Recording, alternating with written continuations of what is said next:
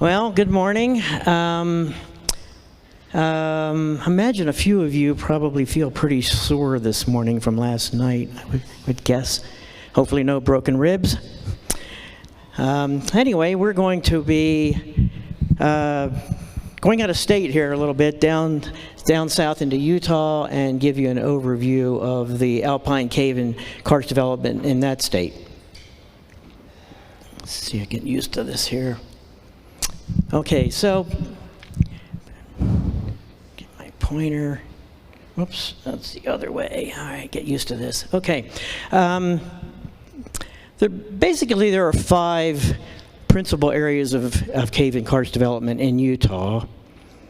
The Bear River Range up in the north here, part of the middle Rocky Mountain province here. We don't want to be doing this. This is really touchy. I didn't even touch that. The Uinta Mountains over here, the Wasatch Mountains, which are just east of Salt Lake City. The Basin and Range out here I kind of treat as just a general area of mountain ranges out there that's all within this physiographic province here. And then finally down here east of Cedar City, Utah, on the Markegan Plateau, which is probably the least familiar to most of you down there. The Colorado Plateau covers pretty much the southeast part of the state, and if any of you have spent any time down there, you know this is all the classic canyon country. So most of the rock down here is sandstone, and which harbors very few limestone caves down there. But you get some great rock shelters, thousands of rock shelters and all that. So we won't be talking about anything down in this area here. So what I'm going to plan to do is take a little tour here, describing some of the features and significant caves that are within these different cave areas. And we'll start with the Bear River Range up here, move down to the Wasatch Range right in here, back over to the Uintas, and then turn around and go back west and spend a minute or two in the Basin and Range, and then finally wrap it up with the Markegan Plateau down here. I do want to put in a plug for the Bear River Range where we start. The Rocky Mountain Regional is going to be held there from September 8th to the 10th here this year. That'll feature a lot of the state's higher alpine karst development areas, including the deepest cave in that state, Main Drain, you're probably all familiar with. Okay, so I think that's about it on that. So in the Bear River Range, at least south of the Utah state line here, it's pretty much characterized by a very large, this is really sensitive. Just keep my thumb off that thing. Structure called the Logan Peak Regional Syncline. And like most synclines, all synclines actually, I think, the youngest rocks are at the core of the unit, and then you proceed with older and older rocks geologically as you go away from the axis of the syncline, which is this line right here, extending down through the center here. And this is also reflected in the locations of a lot of the big springs down there as well. In this area, this syncline actually contains rocks of just about every age here through the entire Paleozoic era. Not all of the units contain caves, especially the Devonian part of that, but all the rest of them do have actually cave and karst development pretty well developed in those that section of the geologic column.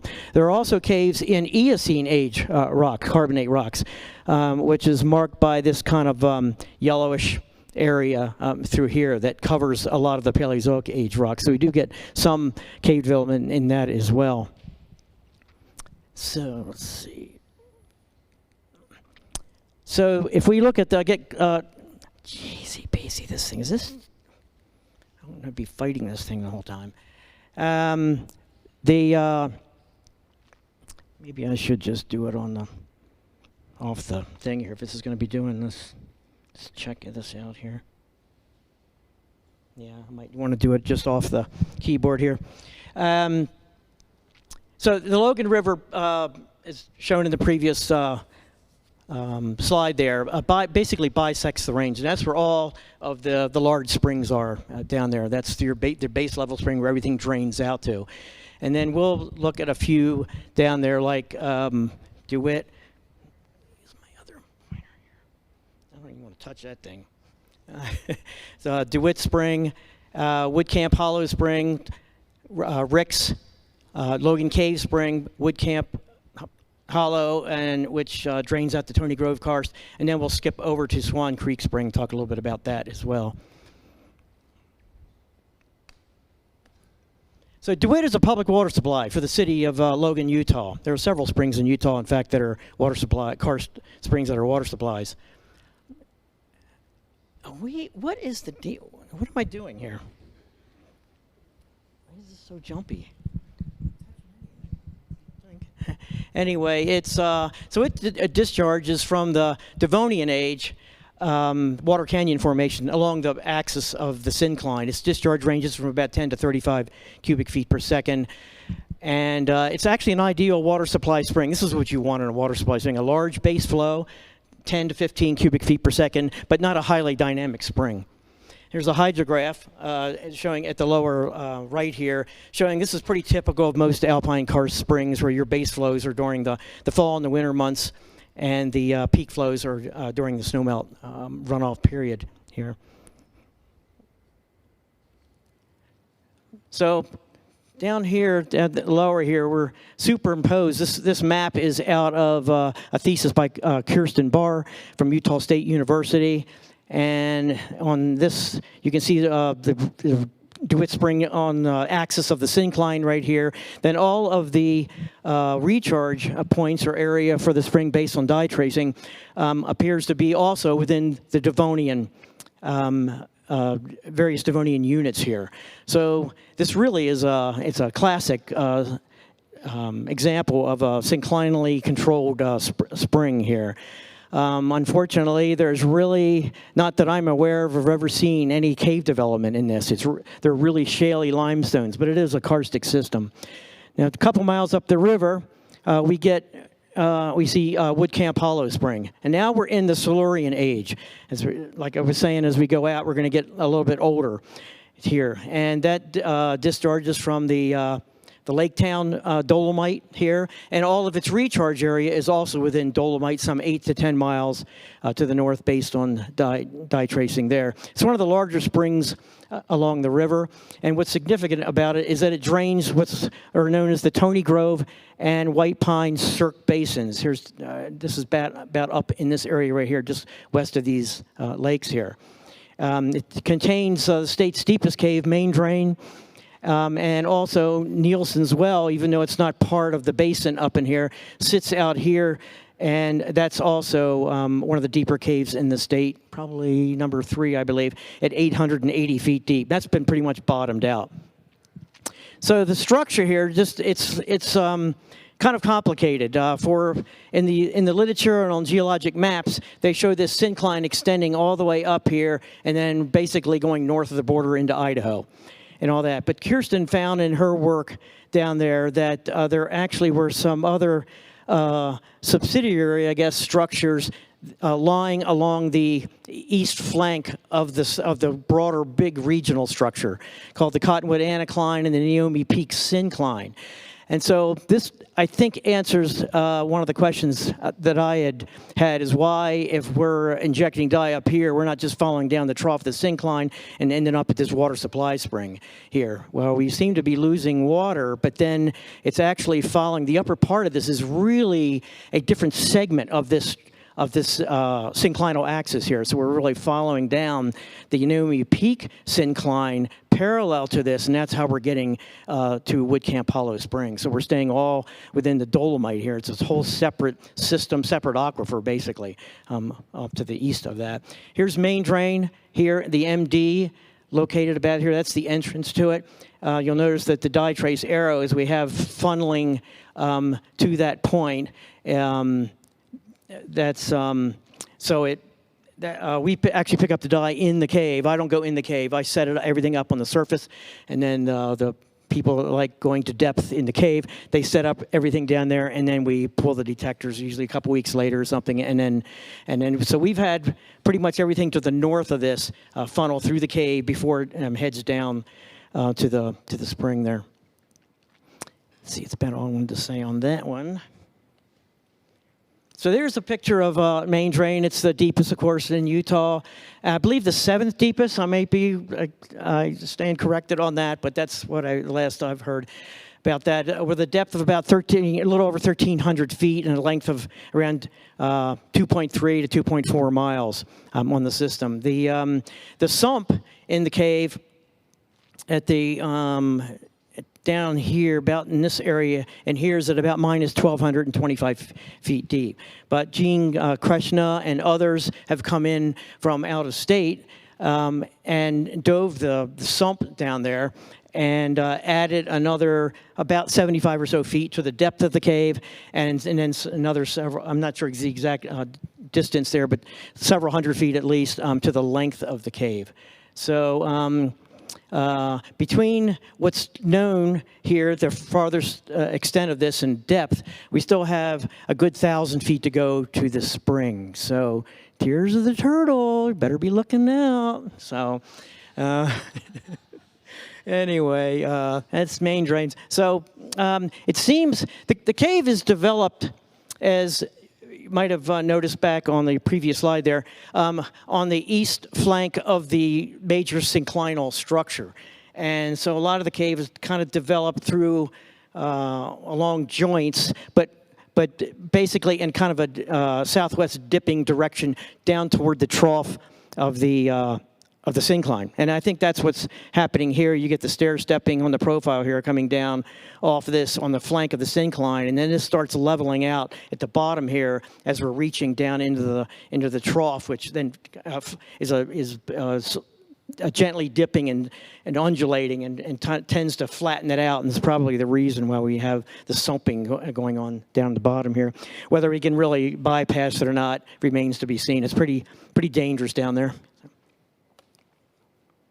So here's just some pictures up on the top of the plateau there that feeds the spring. There's at least 125 or so pits and cracks that have been documented up in here. Many of these only go a few hundred feet straight down, but other ones can go 300 and 400 feet, and then you occasionally reach the main drain types that actually break through to depth like that. Here's Kirsten actually looking down one of these pits right here. You can see the pavement up here. This is dolomite. This is all in dolomite, not limestone. This is dolomite pavement up here. You can see the grassy area showing it's very well jointed through here. Lots of dry valleys up here, a lot of snow-filled sinks. In the last few years anyway, I don't know about this year because they've got a record snowpack up there, but the last few years, a lot of this snow has melted out of some of these, actually opening up new pits they had never been able to access before. Here's a kind of honing in on the actual area itself. This actually should be relabeled Naomi Peak Syncline now, that part of it, the section there. And here's a White Pine Lake and Tony Grove Lake down here. This is all the dolomite. But what's significant up here is you've got this quartzite called the Swan Peak quartzite, and here it's shown in a picture here, stair stepping here, and it's lies underneath the lake town here, and it separates. Actually, there's another a thinner dolomite called the Fish Haven dolomite directly under the lake town, but as far as hydrology goes, the water moves right through that as well. But then you have the Swan Peak quartzite, the OSP, underlying the Fish Haven, and then you've got a limestone. We transitioned to limestone underneath that, the Garden City limestone, and it seems to be a barrier to flow. It influences flow both horizontally, moving water down the dip, and also vertically from keeping water getting from the dolomite into the limestone, based on at least the dye tracing that we've done so far out there. So it's a very significant, has a very significant influence on groundwater movement in the area there. So Logan Cave is the next one up the valley there, and now we're moving down to the Ordovician section. and we're all in limestone now. And it produces some pretty nice caves. If you get into the Garden City, it's a pretty good cave former. This is one of the only a handful of really decent horizontal caves in the range up there. Most things are vertical. And here's about 4,300 feet of passage here. The cave harbors Townsend's big-eared bats, both maternity and hibernation colonies, and was closed actually about 30 years ago and gated. This picture was actually taken when we first moved to Utah when there was not a gate there. And a gate's like, it's like 40 or 50 feet tall and 20 or 30 feet wide. It's an immense gate and everything. But anyway, that's it's relatively small cave spring there. That was my double finger there. Here's a plan view and a profile view of the cave itself. So you can see this is all horizontal, and the horizontal level as you walk in the cave. Easy, pleasant stream passage all through here, and then it sumps back in here. And that's been dove, but it doesn't go anywhere. And then you do a climb up here. No rope really needed. There's a hand line there. And you get up to the second level. And then you climb up again, and you get into the third level. So it's on 3 levels. This is all dry up here. But 4,300 is doing pretty well in this range for horizontal caving. And then Rick's Spring is the next one up the canyon, also coming out of the Ordovician Age Garden City. But it's developed along a normal fault, and you can see the fault trace right here, kind of the flexure in the beds right here, and there's the spring rising up, boiling up in the alcove right here. So this spring actually, interestingly, receives water from the river that goes by here, the Logan River, which was shown by the Forest Service when they put dye in the river about in the 1970s. Then I came in and started doing my studies up there and found out that it also comes from about 2,600 feet higher from that Tony Grove area. But remember, as I was saying, you had that Tony Grove Lake, and you have that quartzite bed, and right underneath of that's the limestone, this Garden City limestone. So everything is losing up in there, even though spatially it's only like a half a mile away, is actually coming down to this spring and not the Wood Camp Hollow spring. The spring conduit, as you probably read about in the news, has been dove for over up to 2,200 feet by a Utah-based team of cave divers led by Wendell Knope and Richard Lamb, here seen coming out of the spring, diving the spring. I remember they asked me about when they were there, you have any good caves to dive in Utah? We're used to these Florida springs and all that, and we like cold stuff. Oh, yeah, right. And so I said, well, Rick Spring, I don't think anybody's ever done that. I'm not sure you can ever get into that or anything, but so that was a Friday. They went up. They called me on Monday morning and said, yeah, we're in about 200 feet, and we've got this flooded pit that we're looking down. It's about 60 feet deep. And wait a minute. Are we sure we're talking about the right cave?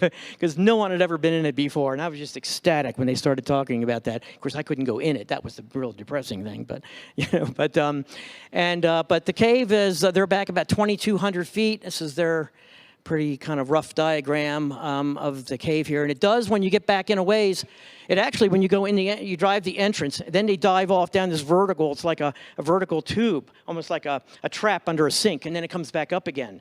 And the bottom of that is below the river level, just outside, a couple hundred feet away. And then it starts rising back up into the mountain here, getting up into dry walking passage, actually, with a stream flowing across the floor. And they've been in and out of a couple sumps here, but back at 2,200 feet, it gets down to about, I don't know, a foot or foot and a half high or something, and they haven't gotten past that point, and it's getting really pretty dangerous. Very cold water, needless to say, and you have to catch it at the right flow to go in it. And then we finally move up on the summit, on up the highway, on up the river there, where we get into Cambrian age limestones.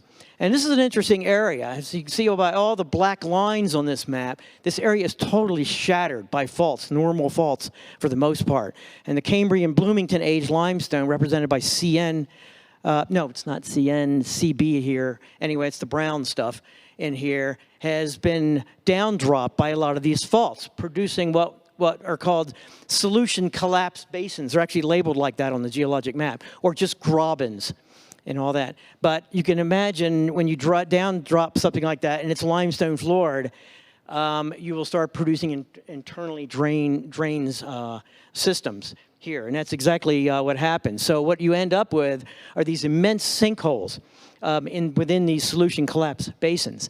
And if we look at just this one up here, it's called the sinkholes Graben, and this is a topographic image of that area up there. You have North Sink, Middle Sink, and South Sink. I wonder how they came up with those original names when they did the mapping up there. They're all on a straight north-south line. And if you were standing in one and didn't know any different, you'd think it's just a valley going down there. They're all in closed basins. They're all internally drained. And they're like up to a mile long, but they're pretty shallow. Maybe only be 100 feet or that. But over that distance, you can't really tell that much. I've done tracing from every one of these things, and it heads up to a really large spring. In fact, it's the largest in Utah, called Swan Creek Spring, which is also in part a water supply spring. It discharges from the dolomite, the Blacksmith dolomite, along a fault. So it's a different unit than what the water that feeds it goes into. So it has flows that exceed 300 or can exceed 300. It'll be a big year for that one up here. This is just a picture of one of these solution grabens here, where the snow is the last remnants of the snow from last year. And one way you can tell that if it's a closed basin is that all the water, the snowmelt water, is coming and wrapping around here and then going right here, and then it terminates. You might, I don't know if you can see that or not. It's a little bit green. I'm currently doing a dye injection there. Or last year we had done that. Okay, let's get over to the Wasatch Range right here and just spend a minute or two on that. Probably the two most significant features in that characterize that range are, one, Timpanogos Cave down here, which was mentioned earlier, and this is the National Park System cave, perched about 1,300 feet above the American Fork Canyon floor. It's actually 3 different caves, natural caves connected by man-made tunnels there. It's known for its stalactites. That's why it's there. If it wasn't for that, they probably would have never commercialized or developed a cave up at that altitude. It's only open in the summer months and all that. So that's Timpanogos Cave. And then just north of that, just east of Salt Lake City, up in the Neffs Canyon area, is Neffs Canyon Cave. And a lot of you are in the vertical have probably heard this one and the history on this cave. And it actually, at one point, held the U.S. depth record, from what I understand, back for something like close to 20 years in the 50s and the 60s. It's about 1,165 feet deep, and it would be the second deepest in Utah, next to Main Drain. And that is the bottom of it. There's no, it just pinches. And it's developed in very steeply dipping Mississippian age limestone. A lot of people go up there in the wintertime, climb up the mountain. Interesting. You climb up the mountain so you can go down in the mountain, so you can climb back up the mountain, so then you can come back down off the mountain at the end of the day, after the end of the trip. But that's when it's most stable. Otherwise, it takes water in the entrance, and it's pretty treacherous at those angles. And then one other feature I just wanted to mention was the Sinkhole Valley up here, which is right here, and is a what I think is probably the best example of what would be termed a polia. You see a lot of these types of features in Europe. They're fairly common, but they're fairly rare in the U.S. And they're big, flat-floored basins like this, often with faults along at least one side, or if not both sides of these things. They're kind of a down-drop type basin again. This is at 6,600 feet. It's fairly high altitude. It gets most of the water comes in from the snowmelt in the springtime, and then it melts, forming a big lake usually, and then eventually all that drains out over just a few weeks. It doesn't take that long, down some sinkholes right in the southwest corner of this thing. So that's an interesting large karst feature up in that area, but no caves up in there. Okay, let's go over to the Uintas, and the Uintas are very unique in that they're, for one, an east-west trending range, whereas most major mountain ranges in the western U.S. are north-south. It also has a core. The core of the mountain, shown by the kind of the snowy area up in here, is sandstone. It's just sandstone. It's not metamorphic rock, schist or granite or anything like that. It's just sandstone. But it's very old, like billion-year-old sandstone. And so the mountain is then flanked by Paleozoic age sedimentary rocks, including the Madison limestone. Well, you can imagine what happens there when you've got limestone dipping up onto a core of a mountain with a big snowpack. Like these are the highest mountains in the state, up to about 13.5. So, so you have water that comes off the mountains, hits the carbonate rocks as it's flowing off, loses into those rocks, and then it ends up going down dip or down gradient through the mountain, and then coming back up these big springs along the margin here. This is also home to the state's longest caves. You've probably heard of Big and Little Brush Creek caves, and they're out on the east flank of this. So we're just going to look at a couple springs here, Pole Creek and Ashley, and then Brush Creek, and then skip to the north side just for a few seconds there. So this is Pole Creek Sink, Spring, and Cave, and I put this in here because it's just a great place to show off different types of karst features in a relatively small area here. So you've got Pole Creek Sink, where you've got Pole Creek coming down. It's a big blind valley. It terminates right there. And then it goes underground and then comes up Pole Creek Spring right down here. Well, then literally a stone's throw almost from Pole Creek Spring is Pole Creek Cave, and which is also an overflow spring for Pole Creek Spring. So you got a lot of the stuff here. There are different types of features just in a relatively small area there. So when the water's not flowing from the entrance, which it does in not every year, but in any decent snow year, you'll get water flowing out of the entrance. Once that recedes back in the later in the summer, then you can enter the cave, Pole Creek Cave, which is about 1,650 feet of actually rather pleasant walking passage with highly scalloped floors and walls and all that. So it's kind of a good beginner's cave. This is some pictures of it showing the floor. You can see how much water is coming in here down this creek here, pouring into the bottom, this cliff of Madison limestone here, and just goes right under the thing. And you can see this is from the next ridge over, kind of see the blind valley there, termination. So Ashley Spring, this is east of there a little bit around the side, but the geology changes here a little bit. Ashley is also a public water supply for the city of Vernal. Its discharge is from about 15 to 150 cubic feet per second. So this is quite a variable spring here, but it's got a good base flow. It's a good water supply type spring. It comes up in this canyon here, Ashley Gorge, and it's actually split, the spring. Part of it's on the east side of the creek, Ashley Creek, which comes down through the gorge, and part of it's on the west side. This is actually an overflow out of the spring house. There are big, large culverts in here that channel flow to the spring for public supply. This is just excess water coming out. This over here is one of about 4 or 5 major springs that come out on the west side of the creek. So what's really fascinating here, though, I've seen this nowhere else, is that it discharges, these walls of this canyon here are made of the Weaver sandstone. And so you look at this and you think, how do you get 150 cubic feet out of a sandstone? I mean, usually you're talking gallons a minute, maybe a cubic foot a second or so, you know, it's not too bad for a sandstone or something. But in this situation, even though it's discharging at the base of the sandstone bluffs here, it's actually getting its water out of the Madison limestone from more than 1,000 feet deep. And this is how it works. Get the south flank fault right here. This is the higher Uintas again. Water's coming off of that. As soon as it crosses the fault, it intersects the Madison limestone here. Then when it gets into the Madison limestone, there's various units of we just call it the Madison here, but there are various also subunits here. It moves down, literally down the dip of the section to a point. And this is about 8 to 10 miles through here till it reaches a point underneath where these springs are coming up, where there's a flexure in the structure. And it's produced all these fractures, and just a swarm of fractures here. And these fractures are large enough to actually allow the water to come back up from more than 1,000 feet deep and come back up to the surface and to come out of the sandstone. In the summer months, for about a month, the water supply turns off.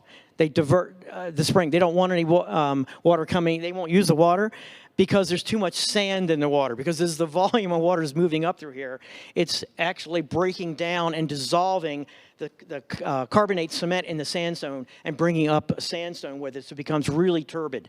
And so they don't use it, and they go off and use surface water from a reservoir during that time.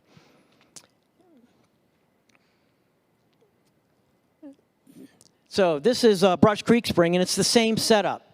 I should have mentioned the actually in the basin there are caves in the basin. They tend to be short, dry, and they're probably remnants of something from glacial meltwaters that had come down. A lot of these are glacially influenced back in the day. So Brush Creek Spring is actually the adjacent basin over, and this is where Little Brush Creek caves are. It's the same setup. Water actually goes into Little Brush Creek caves. They're large blind valleys. Proceed down dip basically to some 2,000 feet, go to depth, and then reach these fractured zones in this Weber sandstone again before they can actually come back up to the surface in the bottom of the canyon here. Another very large spring, up to 200 cubic feet per second. This is a picture if you've never been down here. You ought to come down just to do it if you've never been to them. These are the longest horizontal caves in Utah, somewhere between 6 to 7 miles apiece. They're classic anastomosing floodwater mazes. Like I said before, they're actually, they've totally entrenched themselves to where all surface flow that comes off is basically goes into the caves, and you have to have a really good snow year or something for them to get above the entrance, flood the entrance to go on the original surface courses. And then moving up, hopping to the north here, Sheep Creek is on the northeast flank of the Uinta Mountains, and it's the same unit, same Madison limestone again, but it's vertically dipping up here. And Big Spring, another real original spring name here, comes up at the base, very at the bottom of this ridge here, a vertical limestone. And here it is flowing out here. And then these two holes up here, the entrances to Sheep Creek Cave. So you can actually get into the cave and explore that for some 4,600 or 4,800 feet back in there. A little bit of rope work in there, but it's like a 30-foot drop and all that. And eventually it gets back to a sump again as well in there. What's interesting about Sheep Creek is the fact that there's another blind valley 14 miles west along that vertical ridge called Lost Creek Sink. And there's a picture of it shown here, where water enters this and then has been dye traced to Big Spring. We know it goes, it's the 14 miles, that's just straight line distance, in something less than 2 weeks. So the original trace was done in the late 70s. I repeated it in 2001 and got the same results with it.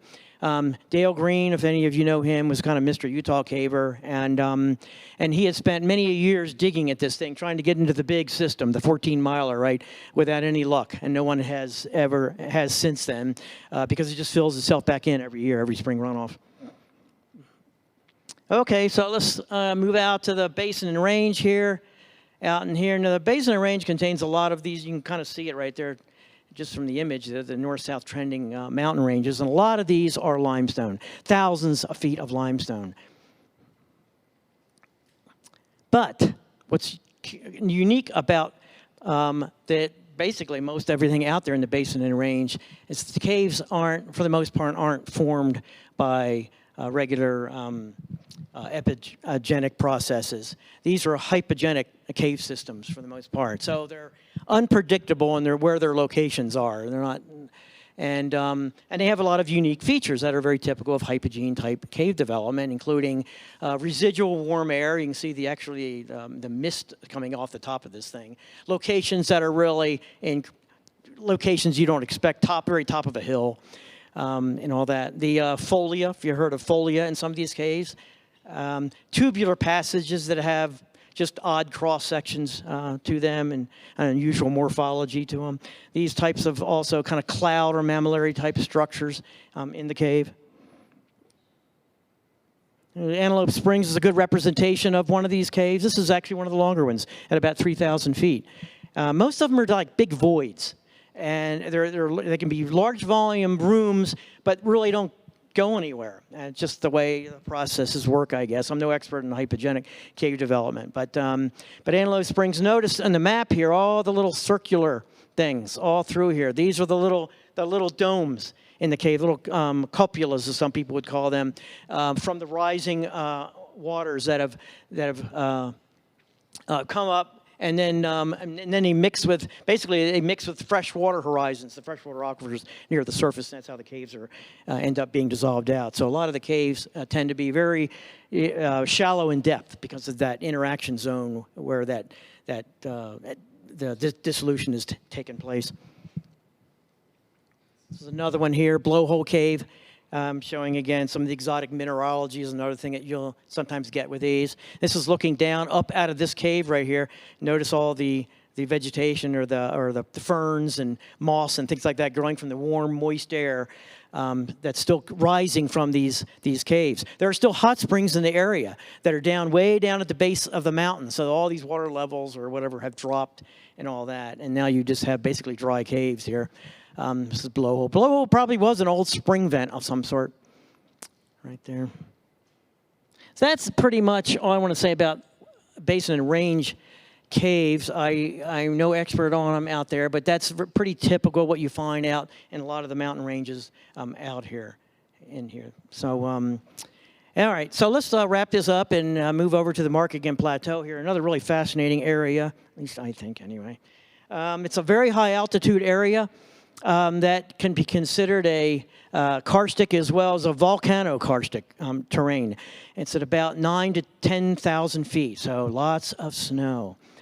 This area contains some of the state's largest sinkholes and springs, and also one of the longest lava tubes in the U.S., Duck Creek Lava Tube at 2¼ miles, which unfortunately is very difficult to access due to just restrictions put on by the Forest Service and whatnot. So, let's look at a little bit closer at this area up in here. Here's a relief image of this.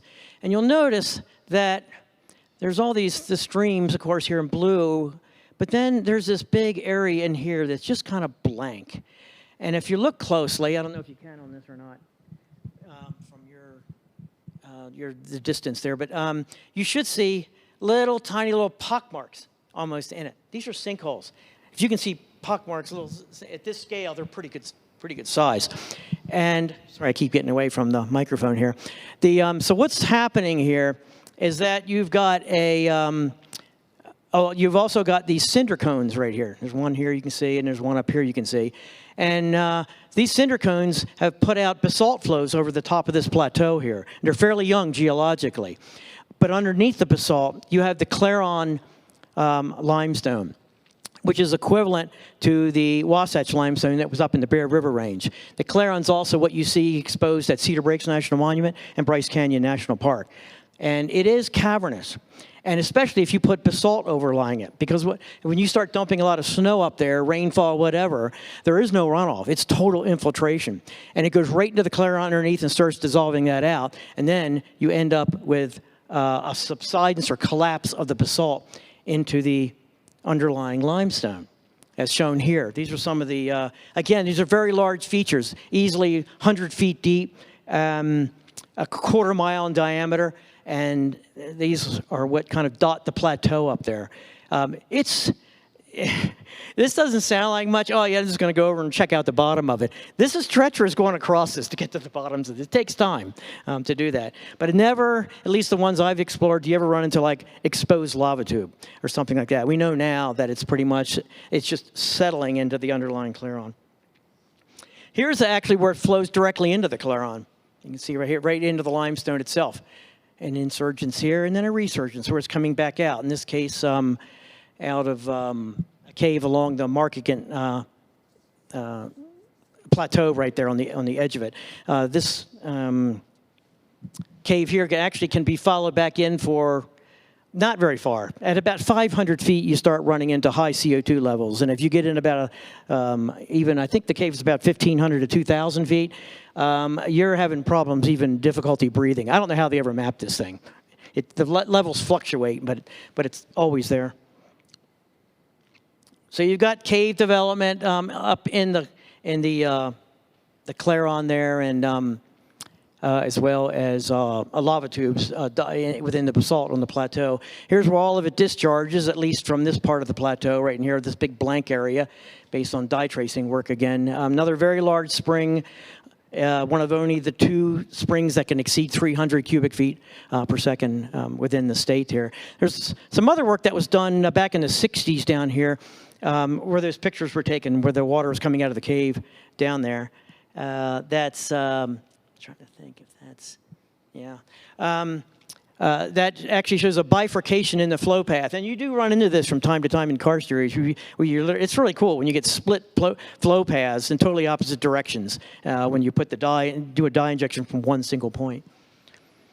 So I think we're at the summary part to wrap it up here. Oh, it says wrap it up. Was that for me? I don't know. But